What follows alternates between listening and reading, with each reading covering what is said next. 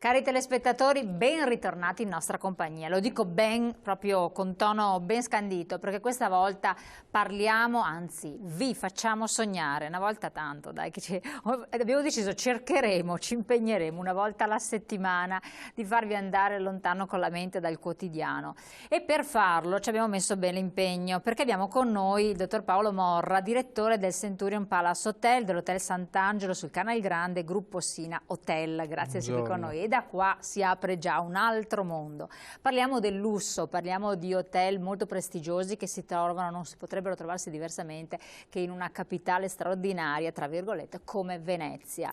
Che caratteristiche hanno? Cosa vuol dire il lusso in Italia? Come è cambiata la concezione dell'ospitalità? Come è cambiata la professione del direttore d'albergo? Ne abbiamo parlato più volte come grandissima opportunità anche per una professione che deve crescere e che dà veramente tante occasioni anche per i più giovani, per coloro che stanno studiando, si stanno specializzando nel settore turistico, ma anche lì che formazione, ci sono delle scuole, che cosa deve fare, che tipo di mentalità deve avere un direttore d'albergo. E poi vediamo anche le caratteristiche per quel che riguarda l'ospitalità, la ricettività di un certo settore che è molto importante ed è strategico, lo ribadiamo sempre, per Venezia, ma io direi per l'Italia, che è quello di altissimo livello, perché se da noi continua a mordere questa crisi imperante, comunque i segnali che ad alto livello anche in Italia non c'è stata una grande crisi sono palesi. Chi sta molto bene continua a stare molto bene, e dall'estero effettivamente l'attrazione dell'Italia è dettata proprio da queste persone molto benestanti, i nuovi ricchi cosiddetti, che vengono da determinate realtà. Ma dobbiamo costituire una fonte di attrazione. Che cosa si può fare? Gli eventi culturali, gli eventi mondani di vario genere possono costituire un fulcro importante. In sé per sé una città come Venezia è sufficiente o deve fare qualcos'altro? E le strutture che esistono devono in qualche modo innovarsi oppure sono già vincenti così come sono? Insomma, sono tante le tematiche, ci faranno sognare. Ebbene sì, perché ci possono dare delle grandissime opportunità. E allora lei, incominciamo un po' a capire. Innanzitutto ci racconti, ci spieghi dove si trovano questi hotel e anche il gruppo Sina Hotel che cosa rappresenta.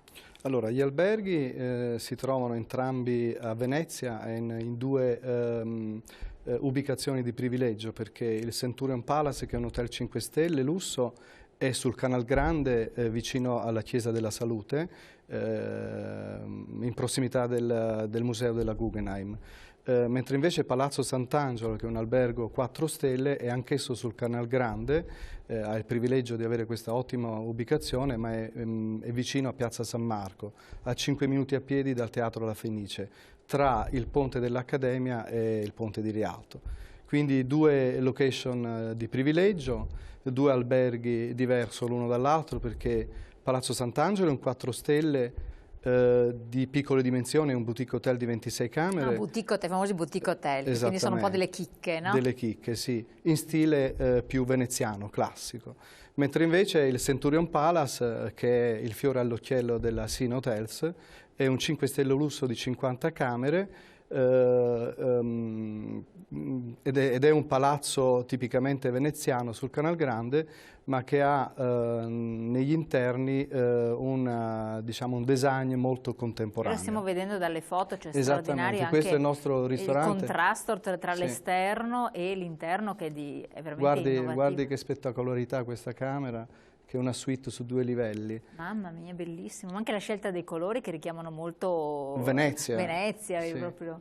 Infatti l'architetto è stato molto bravo, vede, questa è una junior suite unica che custodisce un camino del XVI secolo originale, quindi diremo che all'interno del Centurion c'è un misto tra classico e design, ma è un design, direi, molto, molto caldo, molto elegante. Molte volte il design può essere un po' freddo dai toni dei colori. Infatti, no? Invece questa è proprio una scelta straordinaria. Sì. Ecco, per quanto riguarda, diciamo, la frequentazione, questo che mi incuriosisce anche molto, chi sono gli ospiti di queste strutture e quindi che esigenze vengono ad avere? Mi viene spontaneo perché vedendo le foto già immagino persone che sono abituate a un certo tipo di offerta. Sì, sicuramente. Oggi ci sceglie un 5 stelle lusso, è un cliente sicuramente che è abituato a questi standard e quindi molte volte è proprio lui personalmente che sceglie, perché oggi, come lei sa, con internet si è evoluto tutto e pertanto mentre una volta alcuni clienti si affidavano prevalentemente a degli agenti di viaggio, delle agenzie, degli esperti del settore che continuano a fare, ma molte volte i clienti stessi attraverso internet si scelgono il prodotto, l'albergo dove poter soggiornare. Nella fattispecie del Centurion, che è un albergo atipico per Venezia perché è un albergo in stile contemporaneo, potremmo dire che c'è proprio un tipo di clientela che sceglie questa tipologia di alberghi. Ecco perché di fatto... Tipologia di clientela che sarebbe, cioè? Questa tipologia di albergo che è in stile contemporaneo, non più magari lo stile veneziano classico, certo, però... ma vanno alla ricerca di un design diverso, più, come dire, più moderno. Sono giovani? Ecco, questa è una bella domanda. Noi, a dire la verità, in particolare il nostro architetto, che è l'architetto Guido Ciompi, un architetto fiorentino che ha creato questo prodotto, lui stesso credeva, e anch'io sinceramente, di avere una clientela più giovane. Invece poi alla fine la clientela è molto eterogenea, ci sono quarantenni, cinquantenni, ma gente anche più matura, diciamo, no? Anche perché poi il potere d'acquisto ovviamente diciamo, ovvio. È ovvio, no? Fa una selezione naturale. Esattamente, è una selezione naturale. Sempre restando nell'ambito della struttura, sì. Poi ci espandiamo. Il personale che lavora all'interno di questa struttura, che tipo di preparazione deve avere? Perché ovviamente uno immagina di varcare una soglia di un hotel come Centurion, certo. C'è differenza rispetto al 4 stelle? Che cosa si richiede, che cosa richiede adesso e si aspetta la clientela? Ma guardi, la domanda è molto interessante. Allora, è interessante perché credo che poi alla fine il risultato di un albergo di 5 stelle lusso, al di là della location, della bellezza del prodotto stesso, è data dal management, ma da tutto il personale stesso. Secondo me è fondamentale e importante creare un team all'interno di un albergo, in particolare quando si tratta di albergo boutique, cioè di piccole dimensioni. E il personale è molto importante, il personale nostro è un personale molto multietnico, perché oggi posso dire che abbiamo personale indiano, del Bangladesh, dell'est d'Europa, della Cina, perché Russia. Abbiamo veramente uno staff molto multietnico che ci permette anche di far fronte, anche per un discorso di lingua, a tutte le esigenze. Il management è composto prevalentemente da personale più qualificato italiano, quindi selezionato all'interno del bacino veneziano. Diciamo che la selezione è molto importante, specialmente per le figure professionali di maggiore rilievo, quelli che possono essere, che le posso dire, di un maître, di uno chef, di un vice direttore, di un assistente di direzione, di un bravo concierge, perché oggi nell'albergo 5 Stelle Lusso è fondamentale avere un bravo concierge che sia in grado di poter, come dire, far fronte a tutte le esigenze della clientela internazionale. Chiaramente tutto lo staff, in particolare del front office, del ricevimento, sono persone che devono quantomeno conoscere 2 lingue, sicuramente la lingua principale è l'inglese, che oggi per fortuna lo si parla sempre di più, e almeno avere una seconda lingua, francese, tedesco o spagnolo. C'è una nazionalità che prevale sulle altre in questo periodo o c'è stata un'evoluzione di clientela per quel che vi riguarda? Allora, nel mercato del 5 Stelle Lusso regge ancora molto la clientela nordamericana, che ancora oggi... Nonostante la crisi, nonostante abbiano... Sì, però il cliente nordamericano ama Venezia, ama l'Italia ed in particolare Venezia, e per cui è ancora il mercato numero 1. C'è una grande crescita della Francia, dell'Inghilterra. Meno meno l'Europa tiene. Sì, sì, no, l'Europa subito dopo il Nord America sicuramente sicuramente se mettiamo insieme Inghilterra, Francia e Germania in percentuale è maggiore ovviamente di quella nordamericana, che rispetto a qualche anno fa un pochino ha perso. Poi abbiamo i grandi mercati emergenti che forse non lo sono più tanto emergenti, come il mercato russo, il mercato cinese e il mercato indiano. E anche quello brasiliano, il famoso BRIC. Il famoso BRIC tiene. La Russia, che invece la fa da leone per certe strutture nella terraferma, russo altissimo livello, non a Venezia? Anche a Venezia, sì, sì. C'è una crescita notevole. Io sono stato la settimana scorsa proprio per un viaggio di lavoro di promozione in Russia e in Ucraina e devo dire che è molto, molto attivo quel mercato. Tra l'altro hanno delle esigenze anche molto particolari. Il cliente di lusso russo è un cliente molto esigente e devo dire, parlo relativamente alle mie esperienze personali, devo dire che è anche un cliente che tutto sommato, al di là di quello che si dice, è anche un cliente esigente ma tutto sommato tranquillo, che non guarda molto alle tariffe, per nostra fortuna. Da quel punto di vista senza dubbio, anzi spendono con una facilità estrema. Assolutamente quindi, volevo chiedere, gli indiani hanno invece delle esigenze particolari? Perché poi il mondo, il Medio Oriente e l'India sono altri due mercati molto interessanti. La Cina è già più particolare perché hanno delle loro vie privilegiate. Assolutamente sì, poi i cinesi hanno delle esigenze diverse. Allora, per tornare alla domanda che lei ha fatto del mercato indiano, allora, il mercato indiano è un mercato tutto sommato anche abbastanza facile perché loro parlano tutti molto bene l'inglese, contrariamente magari al mercato russo e quello cinese che già si fa più fatica a dover comunicare con loro. Il mercato indiano parla inglese, quindi si comunica molto facilmente. È un mercato che sta molto più attento alla spesa, per cui diciamo, compra più camere standard piuttosto che suite e altro tipo di sistemazioni, contrariamente al mercato brasiliano, ad esempio nordamericano e russo, che spendono anche per camere e tipologie più costose. Il mercato indiano, al di là delle esigenze di avere l'acqua calda, il famoso termos o farsi il caffè o il tè all'interno della propria camera, si vede che è una tradizione, una cultura che loro hanno. Prima di andare a letto bevono il loro tè o i loro infusi. Ecco, questa è un'esigenza, una particolarità. Sì, ma questo forse anche perché poi in tutto il mondo, quando vai in un hotel, in camera hai questo servizio pronto. Da noi c'è più l'abitudine di dire chiami, te lo puoi portare. E dà fastidio per chi non è abituato a doverlo chiamare, rinuncia piuttosto che... E quindi è una cosa, forse siamo noi italiani che dovremmo adattarci a queste usanze più che non portare il contrario, perché ci sono certe comfort insomma, che sono internazionalmente ormai dati per assodati, ma anche in hotel, tra l'altro dal 5 stelle ma anche al 4 stelle ormai stanno adattando, che da noi invece è un'abitudine che tarda un po' a venire. E si può dire, proprio per stupire, insomma, prezzo massimo di una suite nell'hotel 5 stelle lusso? Ma guardi, in questo periodo qui, che è il periodo della Biennale d'Arte, come tutti sappiamo, quindi è un ottimo periodo. È il migliore in assoluto. A Venezia non esiste un periodo migliore di quello della Biennale d'Arte contemporanea.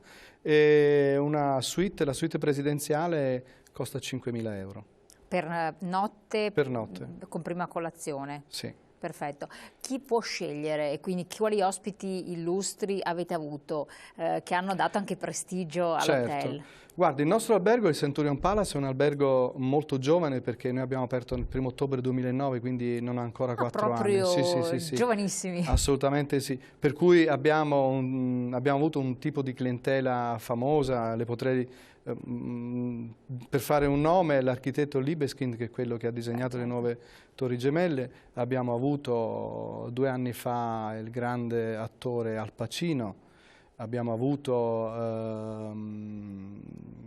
la cantante Shakira, che è stata da noi al Centurion Palace per 2 anni fa, per il famoso matrimonio indiano, del magnate dell'acciaio, il signor Agarwal, che oltretutto, oltre a prendere 2 alberghi prestigiosi a Venezia ad uso esclusivo, ha preso il nostro Centurion Palace, ha affittato il nostro Centurion Palace ad uso esclusivo per 4 giorni per ospitare i suoi ospiti VIP.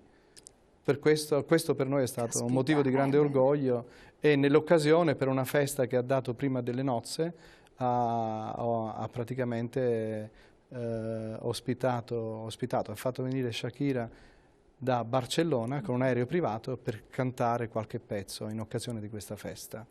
Però Interessante, è molto interessante, molto interessante. Ecco, un po', prego. Beh, è molto bello avere a che fare con delle persone che hanno un grande potere economico e che però poi utilizzano anche, spendono i soldi anche per questo, no? Nel senso che godono la vita, per cui... Se non fanno girare loro l'economia possiamo veramente suicidarci, perché bisogna anche a un certo punto che chi ha disponibilità non si metta le mani in tasca chiuse strette, perché altrimenti ci blocchiamo lì. E quindi, vabbè, chi ha problemi giustamente, la maggior parte delle persone cerca di moderare, però chi ha possibilità deve assolutamente vivere la vita normale, aiutare a muovere determinati settori che sono strategici, come quello del turismo. Torniamo su questi argomenti. Volevo citare altri due nomi in occasione, come tutti i veneziani sapranno, hanno girato il film Angelina Jolie e Brad Pitt. Io ho avuto in mente i due sono stati da noi, sono passati con la barca, non alloggiavano da noi perché avevano una casa privata, come sapete, infatti. Però sono passati con la barca, hanno visto la bellezza del Centurion, perché veramente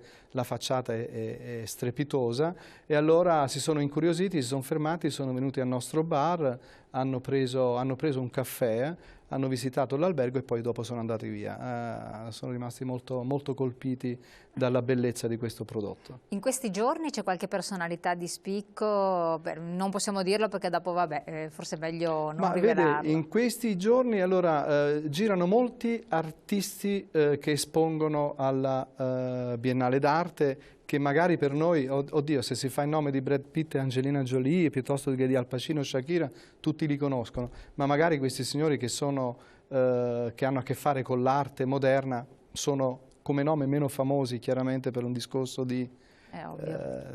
però di personaggi importanti e famosi ce ne sono. Sì. Benissimo, torniamo su questi argomenti e vediamo anche di spaziare su altre tematiche che vi ho accennato prima, subito dopo la pubblicità, tra pochi secondi.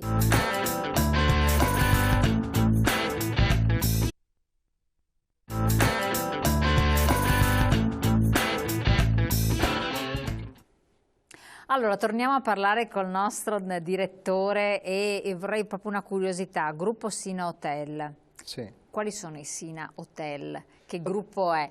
E da lì lei dice molti non fanno capo all'agenzia ma cercano su internet. Sì. E come avviene questa ricerca degli hotel di un certo tipo?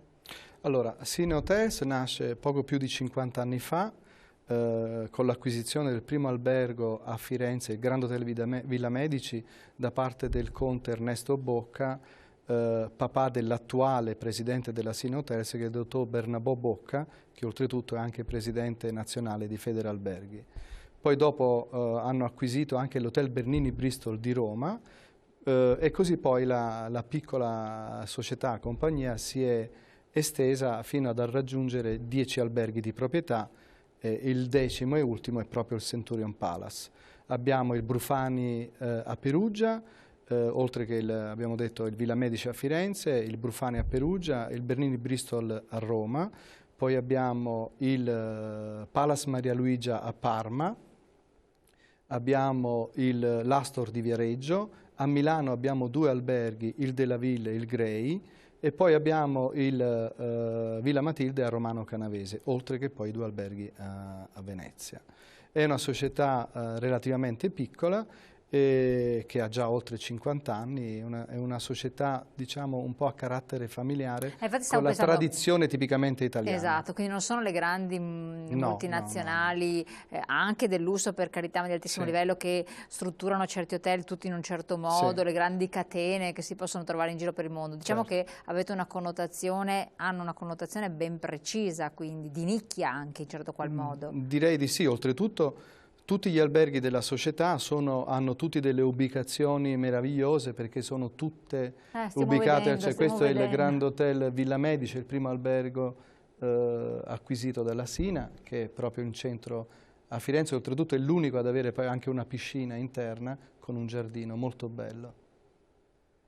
Sì, hanno una connotazione ovviamente manageriale, ma tra virgolette anche un po' a gestione familiare, è gestita da una famiglia presieduta, come dicevo prima, dal dottor Bocca, e il vicepresidente è la sorella, la signora Matilde Bocca, che è vicepresidente della società. Ecco, Sono loro un po' questi hotel richiedono un particolare tipo di manutenzione, di interventi, tenendo conto che poi sono anche palazzi storici, avranno dei vincoli ambientali e quant'altro. Assolutamente, alcuni hanno dei vincoli e poi per quanto riguarda il discorso della manutenzione, per rimanere nell'ambito veneziano, le dico che è veramente molto difficile, in particolare poi quando gli alberghi sono sul Canal Grande. La manutenzione è estremamente cara ed è difficile, quindi la società fa veramente uno sforzo economico notevole per poter tenere questi palazzi sempre, come dire, al top. Con la ricerca di questi hotel come avviene per quanto riguarda il turista dall'estero, il turista connazionali, eccetera? Perché come scelgono gli alberghi? Esatto, come cercano? Visto che lei dice che tanto le agenzie effettivamente è vero sono un po' disertate, però di fatto cos'è? Una collocazione sui motori di ricerca ad un certo livello, ma mi sembra che non sia nella vostra fattispecie. È ampio il discorso. Allora, per ritornare al discorso di alcuni mercati come il cinese, l'indiano, anche il mercato brasiliano ed in particolare quello russo, sono prevalentemente in mano ai tour operators che scelgono loro. Ecco, quindi è il tour operator che già sa già dove andare a avere un indirizzo. Esattamente. Il tour operator in queste destinazioni la fanno ancora da padrone, perché sono mercati emergenti, perché molti magari non parlano ancora l'inglese o non lo conoscono e per cui si affidano totalmente all'agenzia, al tour operator. Mentre invece i mercati già quelli più evoluti, come quello nordamericano e europeo, possono sì affidarsi ad un'agenzia o a un tour operator, oppure loro stessi tramite internet vanno nei motori di ricerca, quelli più conosciuti, e scelgono l'albergo. Sulla base della destinazione, quelli che sono gli alberghi, quindi più qualificati, più segnalati. Più segnalati, adesso come lei sa ci sono, come si dice, c'è TripAdvisor per fare un nome. Sì. Che è un po' gioia e dolore, no? Lo so, croce e delizia, che perché diciamo ci sono delle cose che lasciano un po', come dire, a qualche critica, però effettivamente è un motore di ricerca che è abbastanza attendibile, per cui uno se ne può fare un'idea. Ma io penso anche una cosa, al di là di tutto, senza andare a pensare poi al dolo, che per carità ci può essere, della rivalità, ma questo sta nel gioco delle cose, no? Io penso anche questo, perché più volte è capitato. Immagino se un cliente abituato a frequentare hotel di questo tipo, di cui stiamo vedendo delle straordinarie immagini che fanno veramente sognare, e poi in buona fede, in tutta tranquillità, va in una struttura che non presenta certe caratteristiche alle quali è abituato, vede il pelo nell'uovo, ma perché è abituato a un certo tipo di situazione. È così, oppure uno abituato a un'altra tipologia di hotel, un hotel che è magari tenuto meglio, la stessa categoria di stelle, gli sembra straordinario, e magari a un altro cliente invece non sembra nulla di che. Veramente è tutto molto soggettivo, per cui anche le osservazioni, come nel cibo, nella ristorazione, tante volte anche a me è capitato di guardare, di dare un giudizio dettato su una mia esperienza che è diversa, anche il mio gusto, diversa da quella di un altro cliente.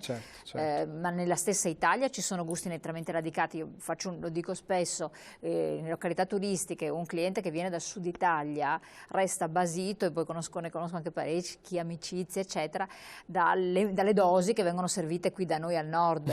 Restano basiti per i prezzi e per le dosi. Restano scontenti e faranno il commento, ma sanno ormai che si trovano questo. Va a te a spiegare al ristoratore locale, guarda che giù hanno dei dosaggi tutt'altro che di questo genere, eccetera. E viceversa, uno di noi che va nel sud resta allucinato dalle dosi, dalle portate, da cosa ti porta, piacevolmente allucinato, perché è sempre una cosa che ti fa piacere, però sono proprio modi di vita diversi, per cui immagino che tutto è anche legato a un aspetto, un'esperienza soggettiva, per cui tante volte bisogna anche vedere con la lente di ingrandimento. Torniamo anche all'aspetto diciamo del personale, della preparazione, cioè cosa vuol dire e quanto si è evoluta la professione con il tempo, quindi abbiamo parlato di esigenze, di che cosa viene fatto, e quindi c'è anche un'evoluzione nella vostra professione, no? Assolutamente sì, giusto per parlare del mio profilo, quello del direttore, tanto per rimanere in tema, si è evoluto moltissimo. Basti pensare che anche fino a 30 anni fa, la figura del direttore, sebbene con tante responsabilità e tante ore impegnate in questa professione giornalmente, aveva, a mio avviso, secondo me, una vita molto più tranquilla, perché prima il direttore dell'albergo faceva molte più pubbliche relazioni, coccolava molto più il cliente, prendeva l'aperitivo col cliente, stava lì al bar a chiacchierare, piuttosto che fare altre cose. Basti pensare anche alla tecnologia che c'era una volta. Una volta la corrispondenza alberghiera veniva fatta via telex o via fax, no? Che fax ne stiamo parlando di qualche anno fa. Adesso invece con internet, le email è tutto più veloce, eccetera. Poi sono cambiate tante leggi. Oggi il direttore è responsabile della sicurezza, deve gestire il personale, fa anche da human resource. Chiaramente nelle strutture internazionali dove c'è un organigramma più ampio ci sono varie figure, ma un direttore come me, ma comunque anche in altre strutture dove è molto più operativo, gestisce veramente l'albergo a 360 gradi, avendo, come dire, responsabilità di ogni tipo. Basta pensare solo alla sicurezza, assolutamente. Quindi la formazione del personale. Ecco, si è evoluta completamente, insomma, la figura. Sì, diciamo la formazione anche, la formazione anche, perché sì, ci sono degli organi che fanno formazione, ai quali noi attingiamo, però poi il direttore stesso fa training, fa coaching, no, all'interno del proprio team. Quindi lei è molto impegnato. Beh sì, sicuramente, perché pensi pure che io e i direttori del gruppo Sina, oltre che essere direttori all'interno delle proprie strutture, fanno anche sales e marketing. C'è anche un ufficio sales e marketing, però in parte facciamo anche questo, andiamo all'estero a promuovere le nostre strutture. Siete voi come direttori quindi che fate questa attività? Sì, perché conoscete benissimo la struttura. Conosciamo benissimo la struttura. Chi la può vendere meglio di Assolutamente sì, e poi sa, quando uno si presenta come direttore generale di una struttura in un'agenzia di viaggio per fare una presentazione, senza nulla togliere ovviamente al sales, eccetera, però ha sempre un impatto un po' più, tra virgolette, di peso, no? L'agente stesso percepisce in maniera positiva che un direttore si muove e vada a fare sales calls o vada a una fiera in Brasile piuttosto che a Las Vegas. Assolutamente. Io volevo chiedere una curiosità, lei è anche direttore all'interno della Small Luxury Hotel of the World. Che cos'è? Allora, molti alberghi, quelli che non sono di catene internazionali grandi come potrebbe essere Hilton o Starwood, si affiliano a dei brand di lusso, dei brand, dei marchi alberghieri di lusso. La Small Luxury Hotel of the World è uno di questi, è tra i più prestigiosi al mondo, insieme alla Leading Hotel of the World, che rappresenta 520 alberghi in tutto il mondo, tutti di categoria 4 o 5 stelle lusso. Chiaramente all'interno di questa organizzazione c'è un board, cioè come potremmo dire, un consiglio di amministrazione dove c'è un presidente, un vicepresidente, un CEO, e poi c'è il board dei direttori. E per ogni regione, per ogni area geografica ci sono vari direttori che rappresentano. Io sono stato eletto a far parte di questo board dei direttori dagli albergatori italiani ed europei e al momento sono l'unico italiano a rappresentare la Small Luxury Hotel. E cosa comporta questo ruolo? Questo ruolo comporta dei viaggi, circa 4 all'anno, dove il board si riunisce e si decidono le strategie di questo brand, gli investimenti da fare in termini di marketing, di sales, di tecnologia e di organizzazioni di vendite e di acquisizioni di nuove strutture. Se ad esempio in Italia c'è un nuovo albergo che vuole far parte di questo circuito, che vuole affiliarsi alla Small Luxury Hotel of the World, io come direttore del board che rappresento l'Italia posso dare o meno il mio benestare. Sulla base di certi parametri che devono essere assolutamente rispettati. Sì. Una cosa molto importante è essere affiliati a questi brand internazionali, è molto positivo perché ovviamente ci sono tutta una serie di standards internazionali da seguire e quindi, come dire, impone all'albergatore di seguire gli stessi e quindi di garantire un certo tipo di qualità che chiaramente è molto alto. Pubblicità incombe, però una domanda legata a questo argomento. Rispetto all'estero, i nostri standard, e quindi un 4 stelle anziché un 5 stelle, lei ovviamente avrà visitato hotel Certo. equivalenti in giro per il mondo, nelle principali capitali o così centri nevralgici. Che caratteristiche hanno, quanto hanno ancora da far strada e quanto invece... Ma guardi, io le dico molto francamente, parlo delle città d'arte e nelle destinazioni turistiche, parlo dei 4 e 5 stelle perché è un mercato che conosco molto bene, ho lavorato tanti anni in questi alberghi, però non solo. Secondo me il personale italiano è molto, molto valido. Basti pensare, cioè diamo una buona qualità, basti pensare che comunque tutti parlano l'inglese o almeno un'altra lingua. Se lei va in America o parla inglese o basta, se va anche nelle altre nazioni, diciamo, al di là dell'inglese, della lingua madre, tanti non parlano, mentre invece se lei va in un albergo 5 stelle o 4 stelle a Venezia, oltre che all'inglese sicuramente qualcuno parlerà almeno o il francese, il tedesco o lo spagnolo. Secondo me gli standard italiani tutto sommato sono dei buoni standard, a mio avviso. Anche del comfort, dell'offerta? Ma sì, guardi, io viaggio molto negli Stati Uniti, insomma un po' dappertutto, poi... l'italiano quando va fuori poi si ricorda, dice ma tutto sommato in Italia poi non siamo messi così male. Io credo che in generale l'hotelleria italiana non è assolutamente ai vertici. Questo è positivo, benissimo. A mio avviso, secondo me. Torniamo su questi discorsi subito dopo la pubblicità, pochi secondi.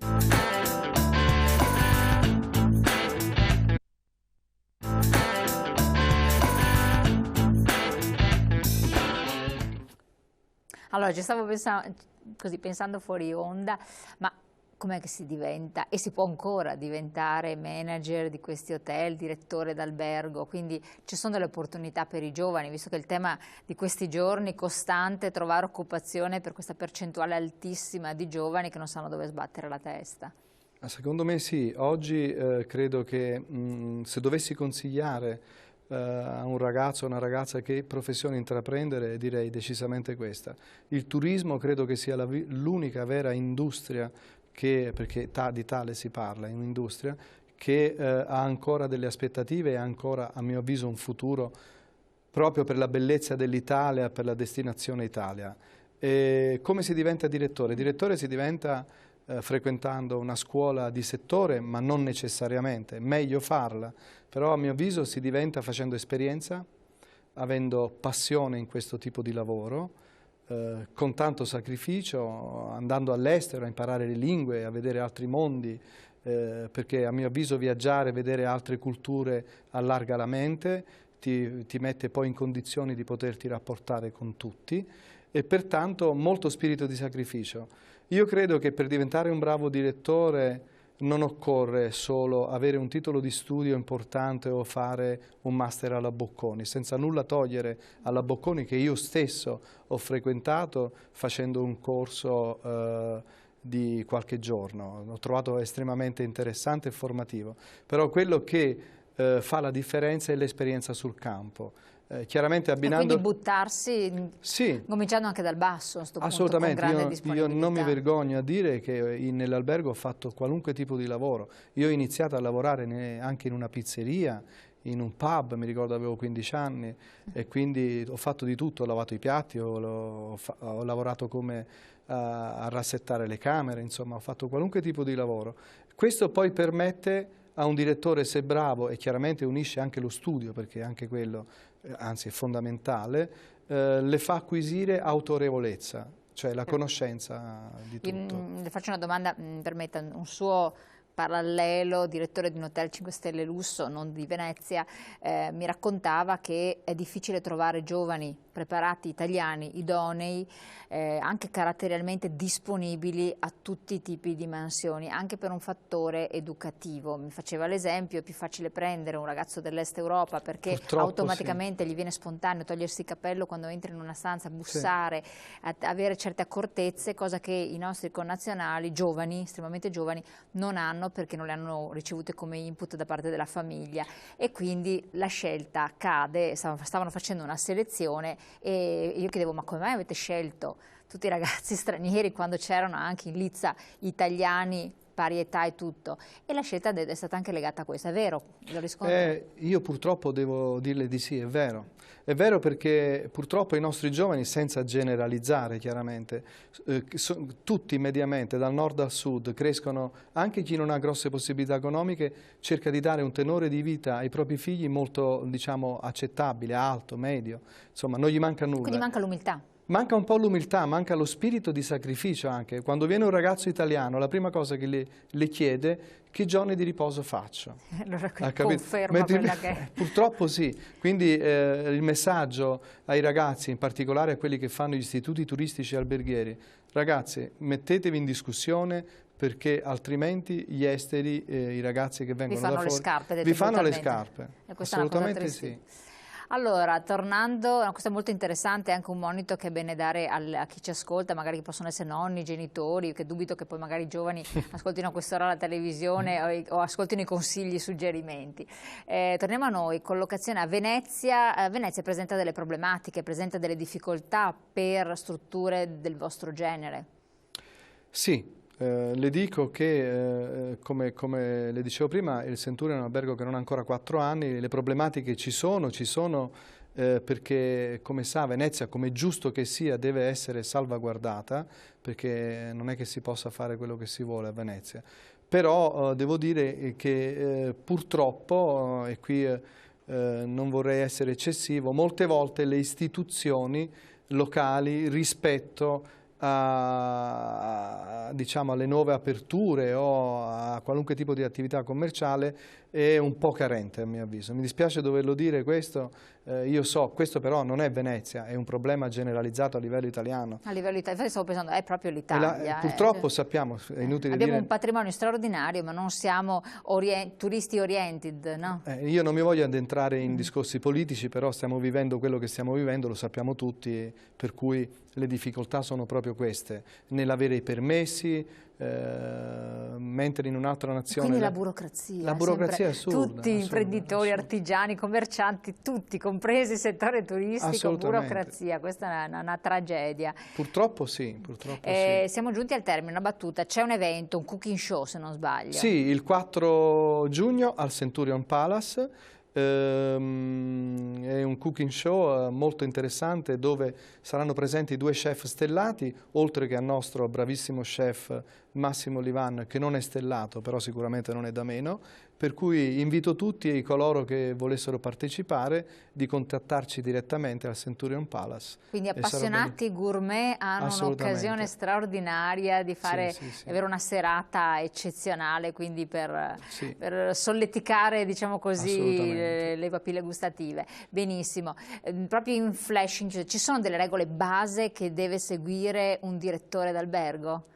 Ma le regole sono quelle, a mio avviso, del saper gestire la clientela e soprattutto il proprio organico, il proprio staff. A mio avviso queste sono le prerogative per poter eccellere e avere successo, perché gestire anche la clientela del 5 Stelle Lusso non è facile. Assolutamente. E doti di carattere, c'è qualcosa di particolare? Flessibilità, apertura mentale e secondo me sempre avere una buona dose di umiltà in tasca. Quindi umiltà, anche un direttore o un manager di un 5 Stelle Lusso deve sempre mantenerla. Io se c'è un problema, un'emergenza, non ho paura di mettermi a disposizione del mio staff e andare in prima linea. Che cosa non dovrebbe mai fare un turista, un ospite in un hotel 5 Stelle Lusso? Prendere un drink al bar e mettere i piedi sul tavolo di quello che gli sta vicino. Purtroppo accade. Ah, sì.